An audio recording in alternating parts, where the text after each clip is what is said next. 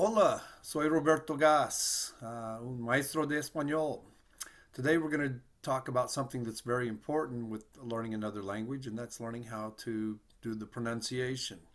In Spanish, it's pretty easy to do the pronunciation, and so we'll quickly do a lesson on how to pronounce all of the all of the letters of the alphabet. So to start off with, I'm going to go to a little screen and we'll start off talking about some vowels. And I'm going to teach this lesson mostly in Spanish, but I think you're going to understand. Okay, here we go. Para empezar, vamos a hablar solamente de los vocales. Esos serían los vowels en inglés. Porque si podemos pronunciar los vocales, casi podemos pronunciar todas las palabras. If we can pronounce the vowels, we can pronounce just about every word in Spanish to a way that a native speaker would be able to understand. Ok, primeramente vamos a hablar de la letra A. La letra A en inglés es muy difícil en inglés porque en inglés tenemos muchos sonidos. Tenemos A, like in hat. En inglés tenemos, bueno, no hay sonido como A en boat. Tenemos la en again. Tenemos A como en hate. Y tenemos A como en father. Pero en español es muy fácil porque solamente hay un sonido. Y ese sería A en father. So la letra A siempre es A como father. La letra E en inglés es muy difícil porque en inglés hay muchos sonidos. Tenemos E como beat. Tenemos, bueno, no hay sonido como hope. Y tenemos E como bet. Pero en español solamente hay un sonido y un sonido nada más. Y ese sería E como en bet. E es como E.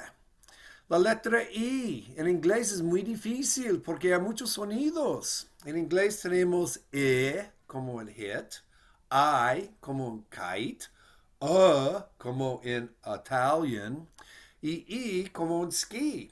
Pero en español es muy fácil porque solamente hay un sonido nada más. Y ese sonido es I como en ski. La letra O en inglés es muy difícil porque en inglés hay muchos sonidos. Tenemos A como hot, U como cook, como love, O como hope. Pero en español es muy fácil porque solamente hay un sonido y un sonido nada más. Y ese sería O como en hope. La letra U en inglés es muy difícil. En inglés tenemos muchos sonidos. Tenemos A como un cup, ow como un out, U como en Utah, U como Luke. Pero en español es muy fácil porque solamente hay un sonido y un sonido nada más. Y siempre sería el sonido de U como en Luke. So if you didn't quite get all that in Spanish, all of the vowels only have one sound that they make, not like in English where there's a big variety. English is really a hard language to learn, but Spanish, nope, there's just one sound for each vowel. If you see an A, it's going to be A, like in father. If you see the letter E in Spanish, it's going to be E, like in bet. If you see the letter I, it's going to be E, like the I in ski. If you see an O, it's going to be O, like in hope.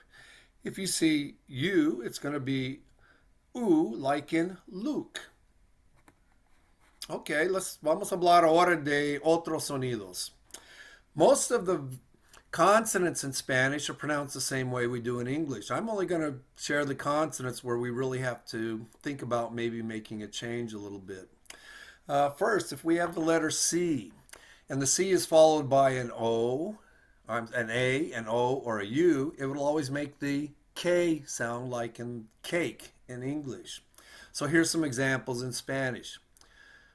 Cara, coco, cuckoo. Cara means face, or sometimes it means expensive. Coco means coconut. Cuckoo means cuckoo, like you're crazy. Sí, tenemos la letra C enfrente de A o E. If we have a C in front of an E or I, in Spanish, it'll always make the sound of the C in scent, like an S sound. And so a couple examples, we have centavo and cinta. Centavo means cent. Cinta means ribbon.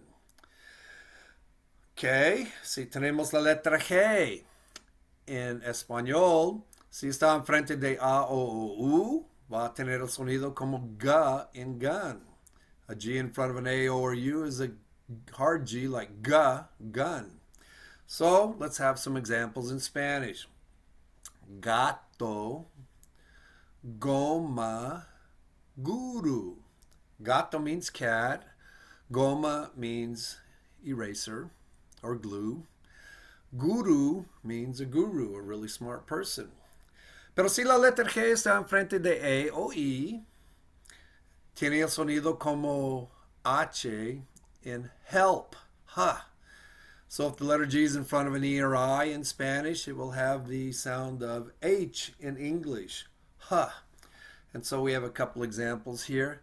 Gente, giro. Gente means person or people, people.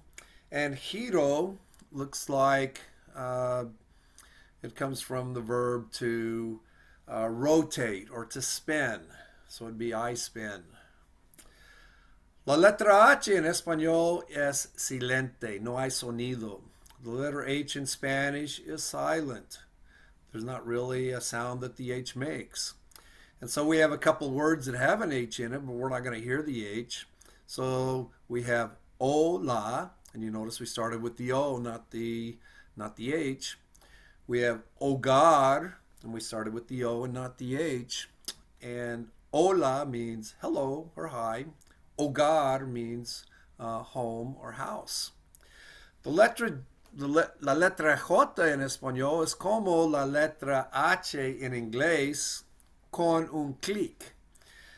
Okay, the letter J in Spanish is like the H in English. It makes the H sound, but if a native speaker would probably add a little bit of a click, and so it's kind of like you're clearing your throat. So it's an H sound with the if you hear that, no, I wasn't getting ready to spit or anything. I was just doing the J. So the word for, we have Juan. So there's the H sound, and then I put a little, like I'm clearing my throat. Juan, which means John. Jalapeno, that would be the jalapeno pepper. Now, if you can't get the little click there because, you haven't practiced that much and you haven't grown up as a little kid doing that little clearing your throat, the glottal click is actually what they call it. If you just do the H sound, a native speaker still would understand you. Juan, jalapeno. Okay, in Spanish they have a letter in English we don't have, and that's a double L. And the double L tiene el sonido en inglés como la Y in yes. So it's the Y sound, yeah. Double L has the Y sound. And so we have a couple examples. Ella valle. Ella means she, like a girl, she. Valle means valley.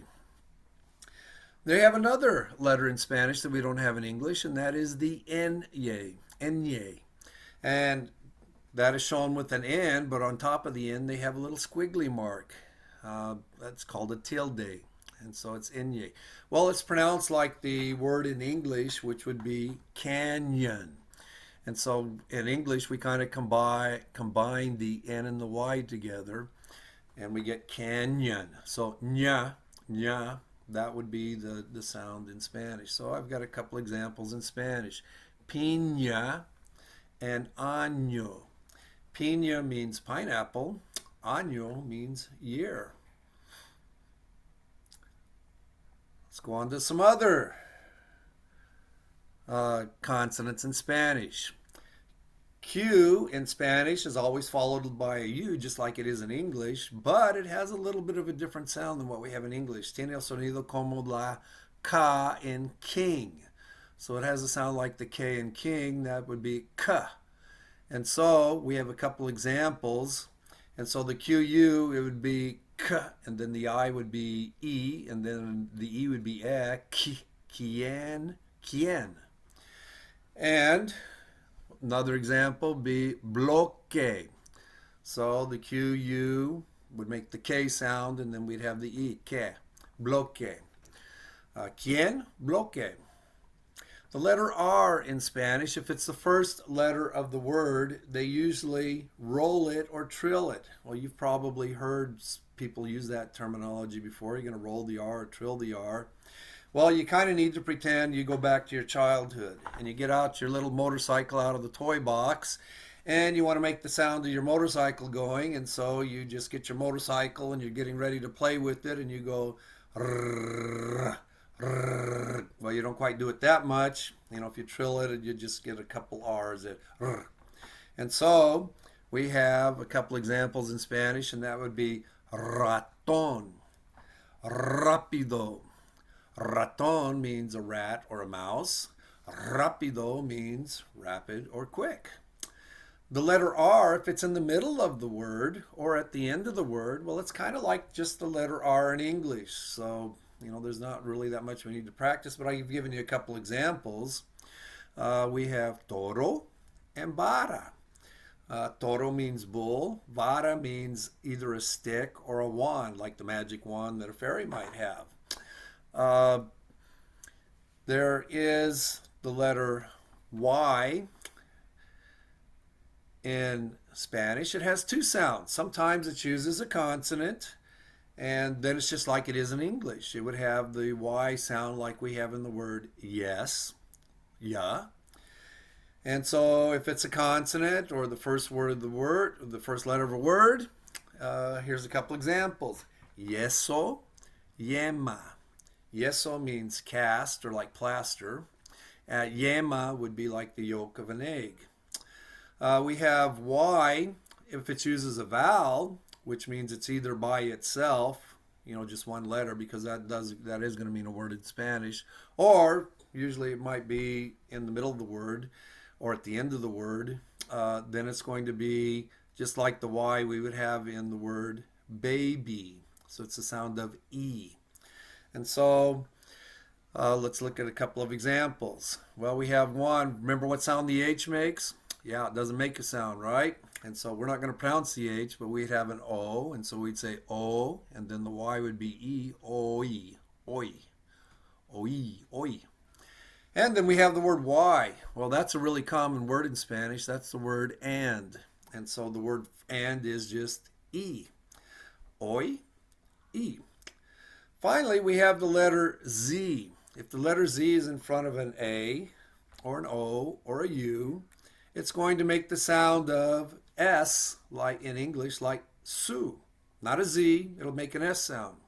So I have a couple of examples of words in Spanish that start with a Z. And we have zapatos and we have zorro. Zapatos means shoes. Zorro means fox. Oh, if you ever saw the movie, the old-time movie of Zorro, the guy with the mask that went around, you know, saving everybody, well, he was actually named after a fox because he was sly. If we have the letter Z that is in front of an E or an I, well, there's a mistake because that doesn't happen in Spanish. For some reason, they decided that a Z can't be in front of an E or an I. And so, if you see that, it just doesn't exist. Okay, I'm going to add one more letter, so I'm going to come up here, and it looks like I forgot to do that, but I'm going to add, I guess it's better late than never. I'm sorry, let's go back here where the R's are at. I'm going to add a double R, because in Spanish they do have a third letter we don't have in English, and that would be the double R. And if we do the double R, well, that's another one that we're going to roll or trill. And so once again, if we have our motorcycle out, it'll be rrr, rrr. Okay, and so I'll give you a couple of examples in English. That would be like, Let me get on the right keyboard.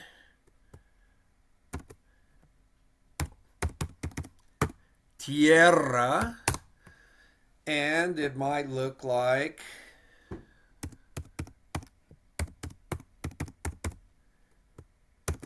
ferrocarril. Tierra. So you can hear we kind of roll it. We're going to trill it. We'll pronounce the R a couple times. Tierra, which is the earth, or sometimes it means the soil. Or ferrocarril, which means railroad, like with trains. Well, we've gone through the pronunciation, and let's go through and let's do a couple of fun things with the pronunciation. I've got a couple of trabalenguas. Okay, trabalengua. Oh, you see the G's in front of you, so that makes the G sound. All the rest of the letters would be kind of how we'd expect it. Trabalengua. Trabalengua. Trabalengua literally means to swallow. Trabar is to swallow. Lengua means your tongue. Swallow your tongue. Well, in English, we have a different name for it. We call it a tongue twister. In English, we twist our tongue. We don't swallow our tongue. Okay, well, I have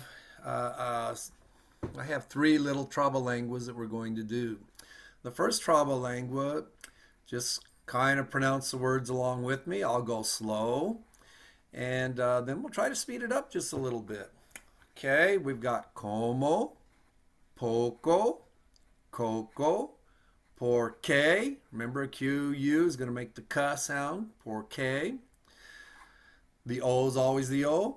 That was the first line. Let's do the first line one more time. Como, poco, coco, porque. Second line. Como, poco, coco.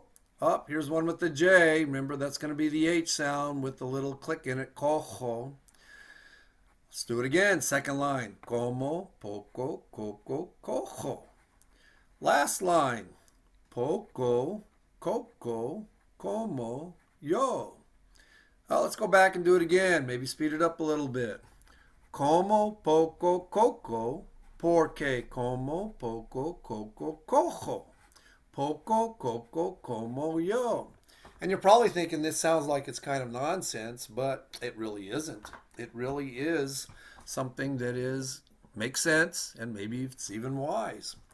Como means, it can mean a couple of things, but in this case, como means I eat.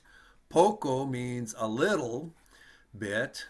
Coco means coconut. Porque means because.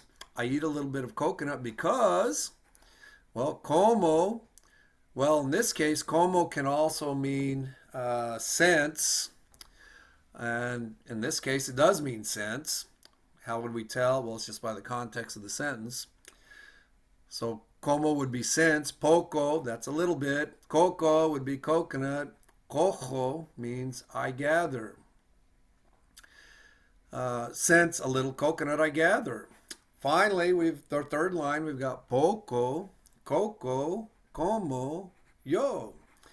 Poco's a little bit. Coco's coconut. Como, now we're back to meaning I eat again. I eat. And yo means I. And so in this case, we are emphasizing the fact that it's I'm the one that eating. So in English, it'd be like I eat a little bit of coconut because, well, since I only gathered a little bit of coconut, a little bit of coconut's all I eat. And that makes sense. If you don't do very much, I guess you don't deserve to eat very much. Let's go back and see if we can do it a little bit faster. Como poco coco porque, como poco coco cojo, poco coco como yo. Up, one more time, maybe even faster. Como poco coco porque como poco coco cojo, poco coco como yo. Can you do it that fast? Well, we'll even try one more time. See if I can get a little bit faster. Como poco coco porque como poco coco poco coco poco coco como yo. Even I got a little bit sidetracked a little there. Let's do a different trabalengua. Okay, let's come back. We've said if the R is in the middle of the word, it's just like a regular R in English. So we've got tres. We've got tristes. Oh, here we have a G, and the G is going to be pronounced like a G because, well, it's not followed the next letter after the G isn't an E or an I. A couple letters west, but not or after, but not the first one. So that's going to be tigres. Another G, that's the G before an A, that's tragan. Next one, a G in front of an O, still the hard G sound, trigo. In un, oh, another G in front of an A, so still the hard G sound, trigal. Let's go back and put it, let's do it again. Tres, tristes, tigres, tragan, trigo, in un, trigal. Well, tres, you probably know tres because you've probably learned how to count to 10. Uno, dos, tres. Well, tres is 3. Tristes means sad. Tigres, oh, that's a cognate. In other words, that's a word that looks in Spanish like the word in English. And it does mean tigers. Tragan means swallow. Trigo means wheat. En means in. Un means a. Trigal means a wheat field. And so really what we're trying to say is 3 sad tigers swallow wheat in a wheat field. Well, if tigers were being carnivorous and meat eaters and they had all they could have is wheat, I guess they'd be pretty sad.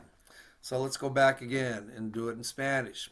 Tres, tristes, tigres, tragan, trigo, en un trigal.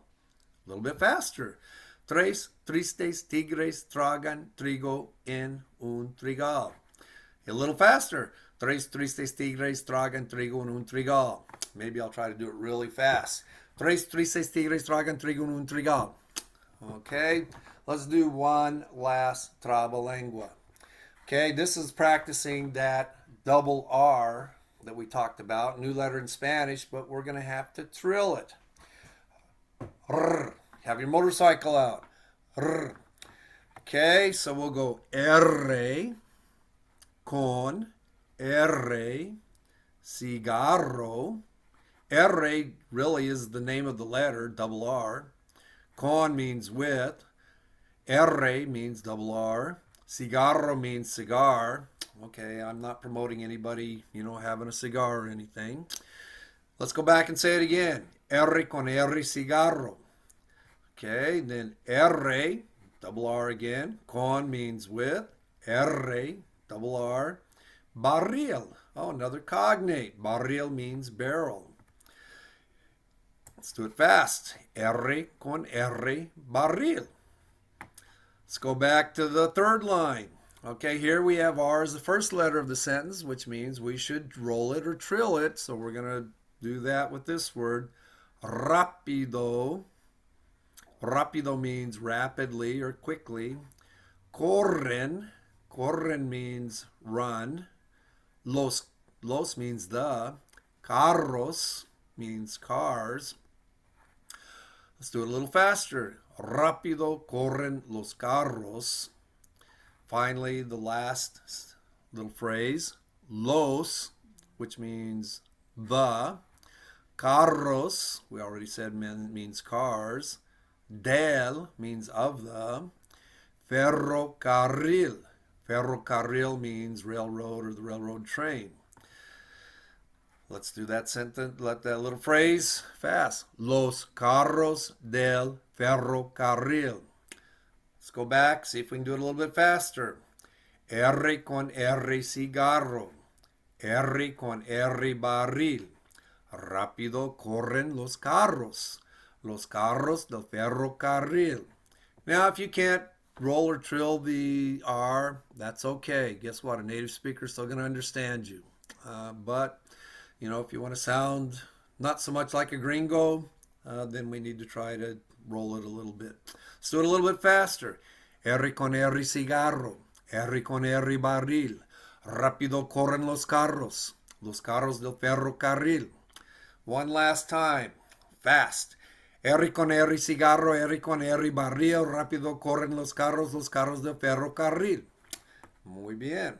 Well, that is our little language lesson for today. Let's just go back and review just a little bit. Every time we see a letter A in Spanish, it's going to make what sound? Yep, that's right. Ah, like in father. Every time you see the letter E, it's going to make what sound in Spanish? Yep, that's like in bet.